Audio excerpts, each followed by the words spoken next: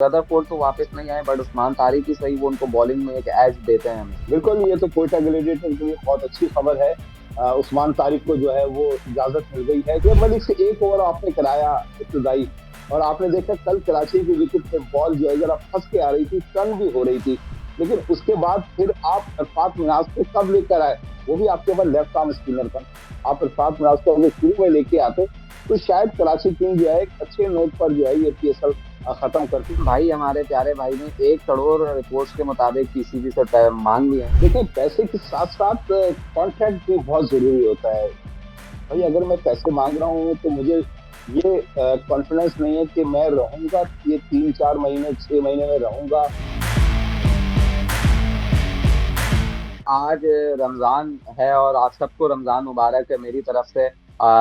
यकीनी तौर पर आज एक बड़ा इंपॉर्टेंट मैच है पोजीशन वाइज, क्योंकि क्वेटा और मुल्तान सुल्तान का ये मैच है और दोनों टीम जो है वो अपनी पोजीशन के लिए खेलेंगी, ताकि उनको एक अच्छा बेटर चांस मिल सके थ्रू करने के लिए फाइनल में। तो मेरे साथ इस पर बात करने के लिए मौजूद हैं अतीक और रहमान। अतीक भाई, आज का मैच भी बड़ा इंपॉर्टेंट है दोनों टीम्स के लिए, क्योंकि ये पोजीशन डिसाइडिंग मैच होगा इनके लिए।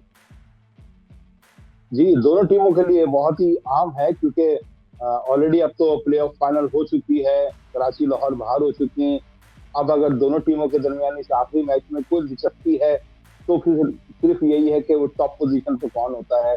इस वक्त तो पिशावर जल्मी है, लेकिन अगर मुल्तान सुल्तान जीतती है तो वो दोबारा टॉप पोजीशन पर होगी, लेकिन अगर कोयटा जीतती है तो वो भी जो है अपनी पोजीशन पर आ जाएगी। तो इसी पोजीशन के लिए दोनों टीमों के दरमियान आज एक तगड़ा मुकाबला होगा, और फिर ये आज की जीत मुजम्मिल बड़ी काम आएगी प्लेऑफ के अंदर, क्योंकि कॉन्फिडेंस मिलता है प्लेऑफ से पहले आप एक अच्छी टीम के खिलाफ कामयाबी हासिल करते हैं। अच्छा अतीक भाई, क्वेटा ग्लैडिएटर्स की अगर बात करें तो उनके लिए एक बड़ा एक अच्छी न्यूज आई है आज सुबह। उस्मान तारिक जो उनके मेन बॉलर समझे जा रहे थे, उनको क्लियर करार दिया और उन्होंने स्क्वाड को ज्वाइन भी किया है। तो ये एक बड़ा अच्छा साइन है उनके लिए, क्योंकि रदरफोर्ड तो वापस नहीं आए, बट उस्मान तारिक ही सही, वो उनको बॉलिंग में एक एज देते हैं हमें। बिल्कुल, ये तो कोयटा ग्लेडिएटर के लिए बहुत अच्छी खबर है। उस्मान तारिक को जो है वो इजाजत मिल गई है, क्योंकि ये होता ये है कि अब अक्सर लोग सवाल पूछ रहे होंगे कि यार ये 2 दिन बॉलिंग एक्शन कैसे उसका दुरुस्त हो गया या क्लियर हो गया। एक्चुअली जब पहली दफा रिपोर्ट होता है तो उसके बाद आप बॉलिंग करा सकते हैं, जब तक आप दूसरी मरतबा रिपोर्ट ना हो। तो सिर्फ अपनी बॉलिंग की थोड़ी सी दुरुस्तगी के लिए वहां गए थे नेशनल अकेडमी, वहां उनको बताया गया कि आप इस तरीके से अगर बॉल करेंगे तो आपके जो है वो डिग्री जो है वो कम होगा और बॉलिंग एक्शन रिपोर्ट नहीं होगा, लेकिन उस पर अभी काम करना होगा, क्योंकि दूसरी मरतबा रिपोर्ट नहीं हुए तो एक चांस लिया कोयटा ग्लेडिएटर, क्योंकि उनकी कमी महसूस हो रही थी उस्मान तारिक की। तो इस वजह से जो है उनको इजाजत दी गई है कि आप जाके खेलें, और ये पीएसएल जब खत्म होता है तो यकीनी तौर पर अगर उस्मान तारिक इस प्ले ऑफ मैचेस के अंदर दोबारा रिपोर्ट नहीं होते तो यकीनी तौर पर उनके बॉलिंग एक्शन पर आगे जाकर नेशनल क्रिकेट अकेडमी में फिर मजीद काम होगा। अच्छा अतीक भाई, समझते हैं कि ये एक बहुत अच्छी एक एग्जाम्पल सेट हुई है पीसीबी की तरफ से, क्योंकि हमने देखा है कि माजी में बहुत सारे बॉलर्स हमारे जब रिपोर्ट होते हैं बाहर जाके तो उनके पूरे पूरे कैरियर खत्म हो गए।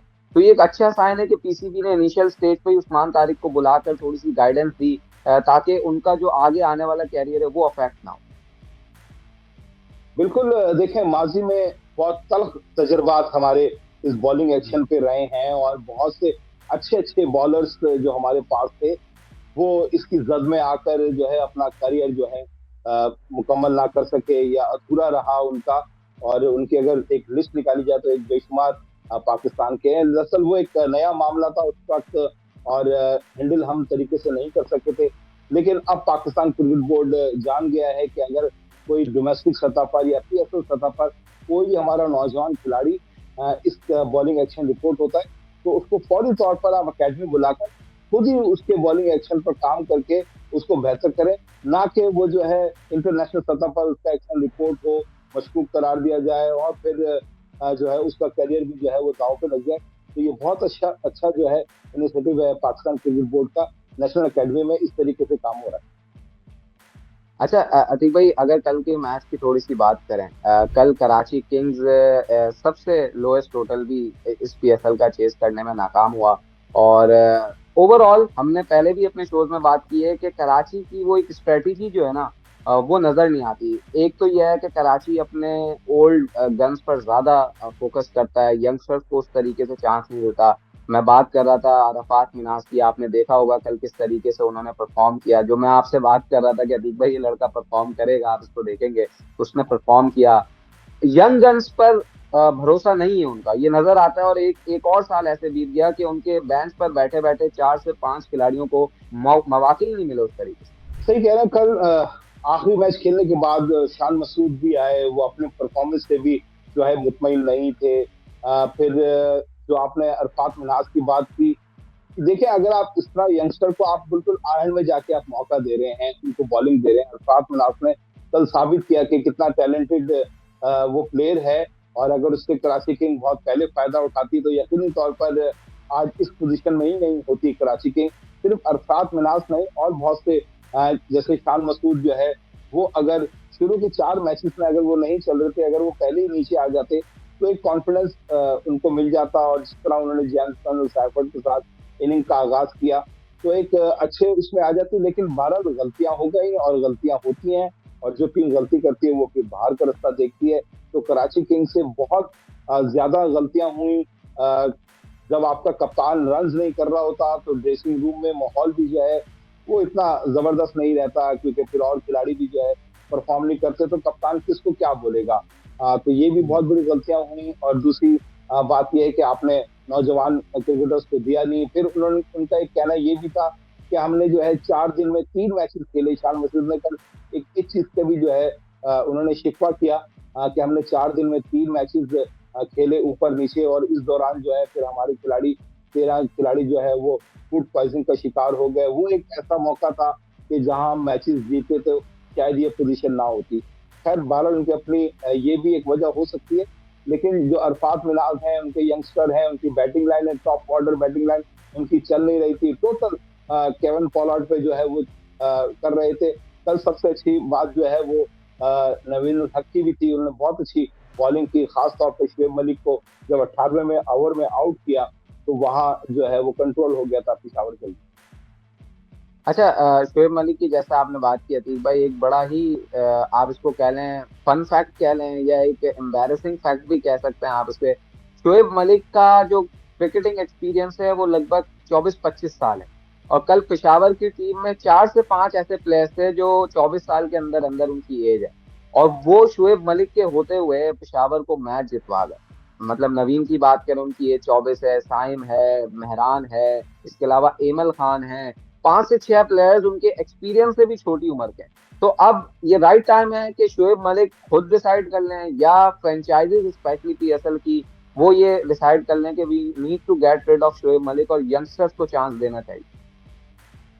देखिए मुजम्मिल, पैसा आता किसको बुरा लगता है। और अगर हम्म। जब तक आप में जान है, एक रिटायरमेंट का फैसला खिलाड़ी की अपनी जाती राय होता है। लेकिन अब लीग्स क्रिकेट हो रही है, T20 लीग्स हैं, मैचेस हैं, तो 4 ओवर करना, बैटिंग करना, अ, ये अलग बात है कि इसमें सारा खेल जो है वो नौजवानों का है, तजर्बा लेकिन भी इसमें लेकिन अतीक वैल्यू भाई, रखता है। लेकिन लेकिन आप सही कह रहे हैं। हाँ, लेकिन अतीक बोले भाई, बोले। लेजेंड्स लेजेंड्स क्रिकेट भी तो आ गई है ना, तो अब प्लेयर्स को उस तरफ भी सोचना चाहिए ना। ये वाली क्रिकेट खिलाएं लेजेंड्स। अब तो दुनिया भर में लेजेंड्स की लीग हो रही हैं, तो उनमें आपका बड़ा स्कोप नजर आता है। अब जाएंगे लेजेंड लिस्ट जितना ज्यादा होती रहेंगी, पैसे उस तरीके से अगर मिलते रहेंगे तो यकीनी तौर पर लेजेंड लिस्ट की तरफ भी जाएंगे। अब लेजेंड्स को लेजेंड लीग ही खेलनी है। क्योंकि अब ये जितनी लीग जो हो रही है दुनिया भर के अंदर, IL, BPL और PSL और बेशुमार लीग, अब ये सारे यंगस्टर का साइम अयूब देखें किस तरीके से उसने अपने आप को इस PSL में ऑलराउंडर साबित किया। और कल आपने देखा कि किस तरीके से 4 ओवर साइम अयूब ने कराए। कल कराची किंग्स अगर आप देखें तो जब शुएब मलिक से एक, आपने शुएब मलिक का जिक्र किया तो मैं जिक्र करता चलूं, शुएब मलिक से 1 ओवर आपने कराया इब्तदाई, और आपने देखा कल कराची की विकेट पे बॉल जो है जरा फंस के आ रही थी, टर्न भी हो रही थी। लेकिन उसके बाद फिर आप अरफात मिनाज को कब लेकर आए, वो भी आपके पास लेफ्ट आर्म स्पिनर था। आप अरफात मिनाज को अगर शुरू में लेके आते तो शायद कराची किंग जो है एक अच्छे नोट पर जो है ये PSL खत्म करती, मैच जीत सकती थी। तो हमने कल देखा शुएब मलिक 1 ओवर के बाद जो है फिर वो फास्ट बॉलिंग लग गई और वहां रन बनना मुश्किल हो रहे थे। लेकिन आपने जो बात की शुएब मलिक के हवाले से, यकीनी तौर पर अब शुएब मलिक को इस हवाले से कोई फैसला हतमी करना होगा कि वो रिटायरमेंट लें इस T20 से भी और लेजेंड्स लीग खेलें। लेकिन ये खिलाड़ी की जाती राय होती है, मैं फिर ये कहूंगा। और जब तक वो फिट हैं वो खेलते रहेंगे। और अब ये फ्रेंचाइज ऑनर्स पे, टीमों पे, मैनेजमेंट के ऊपर है कि वो तजर्बे को बहुत ज्यादा फोकस देते हैं या टैलेंट यंगस्टर को जो है, क्योंकि इसमें जो है रिफ्लेक्शन T20 में मुजम्मिल वो बहुत तेज होने चाहिए आपके। और अगर आप जिस तरीके से आपकी एज होती है तो आपके रिफ्लेक्शन कमजोर होते हैं। आपका तजर्बा जरूर होता है, तजर्बे की बुनियाद पर आप खेल सकते हैं, लेकिन लगातार नहीं खेल सकते। जहां फंसते हैं मुश्किल हो जाता है। अच्छा अतीक भाई, चलें पीएसएल की तो बात हो गई, थोड़े से साइडलाइंस पर जो पाकिस्तान क्रिकेट में डेवलपमेंट्स हो रही हैं उस पर भी बात करते हैं। अतीक भाई, क्या कहेंगे, ये वॉटसन भाई, हमारे प्यारे भाई ने 1 करोड़ रिपोर्ट्स के मुताबिक पीसीबी से मांग लिए हैं, और अब पीसीबी के हाथ पैर ऐसा लगता है फूल गए हैं, क्योंकि इतने ज्यादा पैसे शायद लास्ट कोच कोई 25-30 लाख में काम कर रहे थे, ये उससे 2-3 गुना ज्यादा पेमेंट उन्होंने मांगी, जिसके बाद अब पीसीबी दूसरे ऑप्शंस की तरफ गया है। तो समझते हैं, मुझे पर्सनली ऐसा लग रहा है कि ये तो ना करने वाली बात की है वॉटसन ने, एक बंदे को अगर नहीं करना है तो इतना डिमांड, लेकिन उनका कैलिबर है कि वो इतनी डिमांड कर सकते हैं कि दुनिया में उनको जो पैसा ऑफर हो रहा है, आईपीएल की बात करें या यूएस में जो लीग है उसकी बात करें, तो उस हिसाब से तो शायद उन्होंने सही पैसे मांगे। देखिए, पैसे के साथ साथ कॉन्ट्रैक्ट भी बहुत जरूरी होता है। भाई अगर मैं पैसे मांग रहा हूँ तो मुझे ये कॉन्फिडेंस नहीं है कि मैं रहूंगा ये 3-4 महीने, 6 महीने में रहूंगा, या मेरा कॉन्ट्रैक्ट 2 साल का है, मैं 2 साल रहूंगा। क्योंकि जिस तरीके से यहाँ पर पिछली मैनेजमेंट के साथ जो सारी फॉरनर्स मैनेजमेंट थी, मिकी आर्थर, ये सारे जो थे, जो हुआ, उसने सारी दुनिया के जो कोचेस को जो है एक तरीके से वार्न तो किया है कि आप पाकिस्तान में अब कोचिंग करेंगे तो यहाँ सूरत हाल बदलती रहती है, कि क्या होगा क्या नहीं होगा। तो असल बात ये भी है कि कोई एक कोच जो है वो आए, वो कहता है कि मैं डिमांड इतनी करूं कि अगर मुझे, अगर आने वाले वक्त में 3 महीने बाद, 6 महीने बाद मुश्किल होती है, तो मेरे लिए कोई ये फैसला करना इस वक्त इतना जो है वो फजूल ना हो। तो इस वजह से उसने ज्यादा डिमांड की। और अब कॉन्ट्रैक्ट कितना दिया की बात हुई होगी, क्या बात हुई, कितना उसका कॉन्ट्रैक्ट देने की बात हुई होगी, और अगर पीसीबी उसको कभी छोड़ता है आगे जाके तो फिर हमें कितने महीने के और पैसे देने होंगे। अगर वो छोड़ते हैं तो ये बहुत सारी बातें अभी अंडर डील हैं। और पैसे तो उन्होंने मांगे हैं और मांग भी सकते हैं।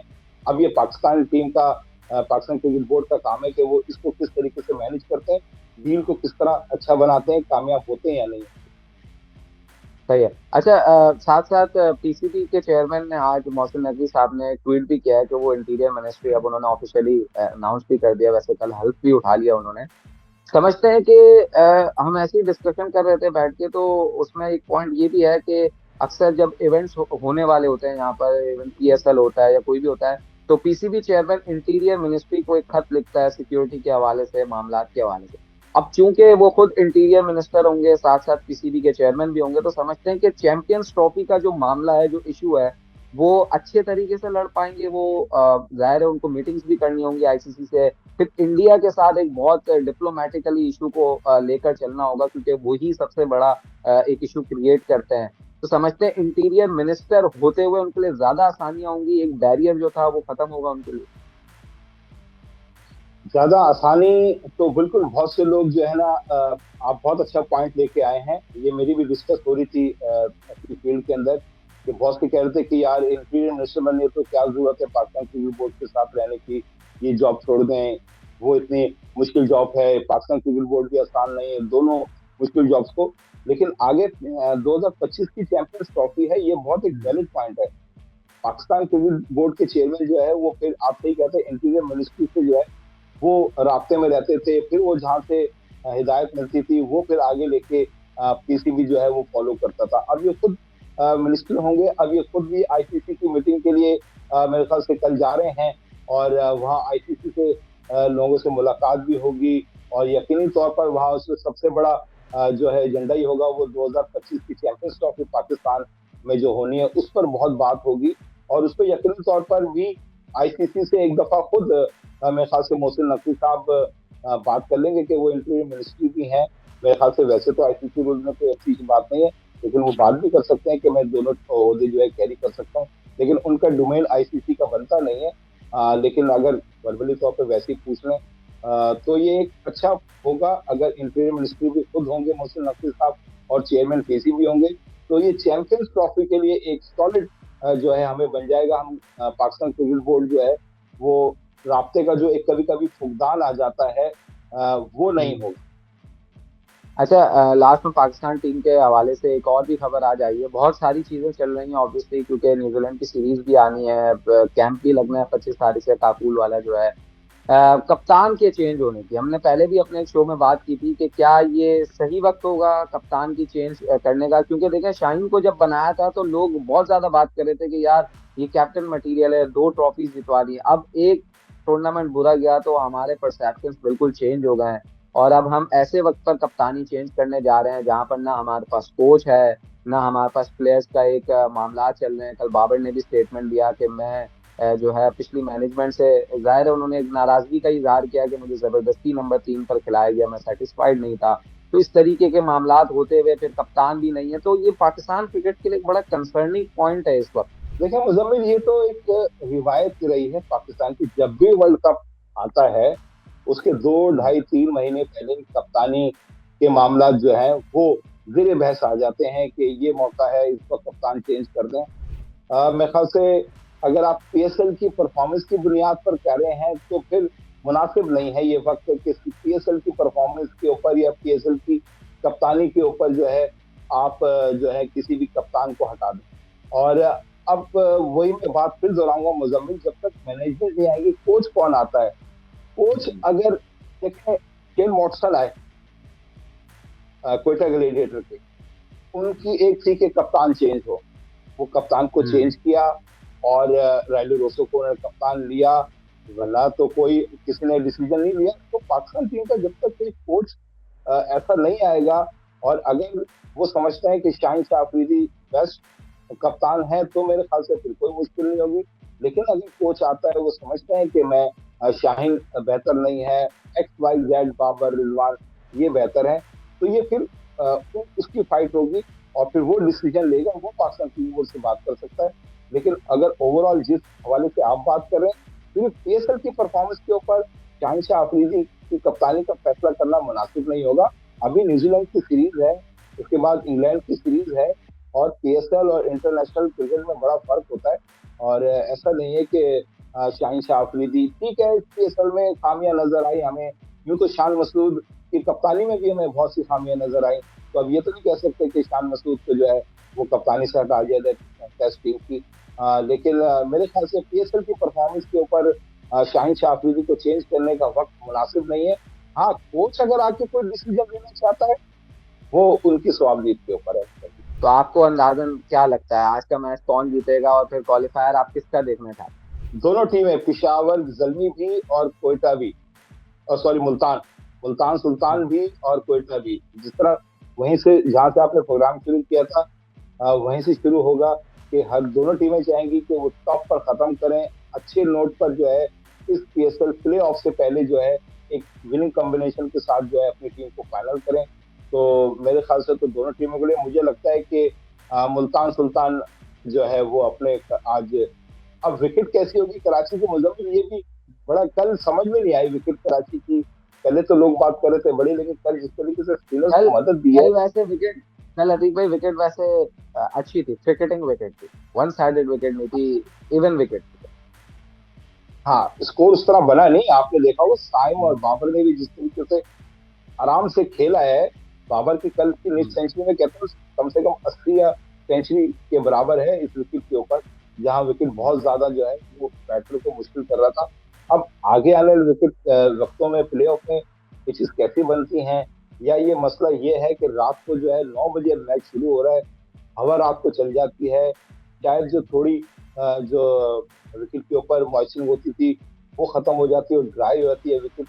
ये सब देखना पड़ेगा कि आगे जो मैचेस प्ले ऑफ के होंगे वो किस तरह होंगे। और नेक्स्ट उस पर मुजम्मिल जरूर बात करेंगे, जो इंडियन क्रिकेट बोर्ड ने रेड बॉल की जो है टेस्ट मैच की फीस बढ़ाई है, इस पर जरूर हम बात करेंगे। हम बात तो करते हैं कि रेड बॉल का रगड़ा खा के आए, रेड बॉल का रगड़ा खाए, रेड बॉल का रगड़ा खाए, लेकिन लेकिन जिस तरीके से सीईओ समीर राणा, लाहौर कलंदर ने प्रेस कॉन्फ्रेंस में कहा कि साल में आपके टेस्ट होते कितने हैं, तो आप ये इस पर लेकिन नेक्स्ट प्रोग्राम में डिबेटेबल बिल्कुल ऐसे ही इश्यूज इंडिया करेंगे। इंडियन इंडियन क्रिकेट में आज एक और विराट कोहली के हवाले से भी खबर आई है, वो फिर अगले शो में हम इसको तफसीलन डिस्कस करेंगे कि वहाँ बड़े बोल्ड और हार्श डिसीजंस हो रहे हैं और अच्छे भी डिसीजंस हो रहे हैं, तो उस पर अगले शो में बात करेंगे। तो आज एक इम्पॉर्टेंट मैच है, क्वेटा वर्सेस मुल्तान सुल्तान, आखिरी लीग स्टेज मैच है। जो जीतेगा वो टॉप पोजीशन पे अपनी जगह बिठाएगा बनाएगा, और फिर जाहिर है प्लेऑफ्स स्टार्ट होंगे थर्सडे से। तो अपना ख्याल रखें, कल आपसे फिर मुलाकात होगी। अल्लाह हाफ़िज़।